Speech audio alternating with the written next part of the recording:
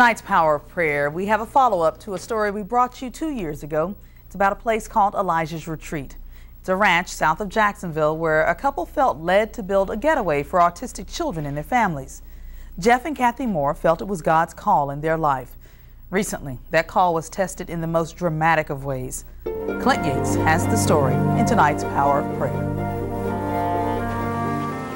It was on a warm spring day back in May of 2008 that I first met Kathy and Jeff Moore. They told me of God's calling in their life to leave their familiar surroundings of the big city, move to East Texas, and build a place where children with autism and their families could come. Their inspiration was their autistic grandson, Elijah.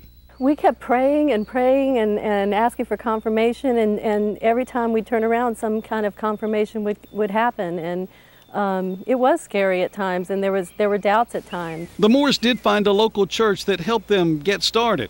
At the time, the Moores had just completed this shell of their first cabin, Jeff and Kathy paying for most of the materials out of their pocket. In the days to come, Moores would get a lot of help. Mercy Ships, for one, saw our story and became a big supporter. Then families began to come. These videos posted on YouTube by the families who came to what's now called Elijah's Retreat show the kind of ministry that Kathy and Jeff felt God had led them to provide. And we hope to minister to these people here, just planting the seed with Christ. Some may not be Christians. As you know, when things happen that are not so good in life, we tend to blame the Lord. And we can't see the why. Those words now seem to echo along this stretch of road. Just 5 months ago on December 2nd, just 5/10 of a mile away from home, Kathy lost control at this curve. Her car struck a tree. She died at the scene. Literally for the first 2 or 3 weeks, I didn't talk to God a whole lot, other than asking questions, because I was just in a dilemma. Why? And the first thing he basically told me is, this is not about you. And I was trying to feel sorry for myself. Numb is how Jeff described those days after Kathy's death. Should he stay or should he go? Decisions he was trying to figure out on his own, until after weeks of struggle he remembered lessons he learned from Kathy, and who was really in control even in the worst of times. Initially, my thought was not to stay. I just knew I couldn't do it by myself. But as I turned it over to God, the confirmation week by week was just so strong that I knew that this is what he wanted.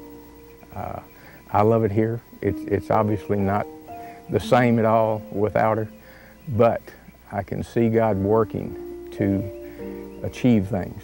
And as the progress goes on, I know that he wants this to continue to grow. And like before, confirmations came in many ways. God began to provide people to help again, and provisions became available that allowed Jeff to hire a full-time employee to help him care for the retreat. This summer is just about booked, and he hopes that he can soon begin work on a second cabin. But for now, he is comforted by his confidence that what Kathy started was not just her passion, but God's, and that there is nothing more certain than the power of prayer. It's easier for me to turn it over to God, because she was the passion of this place.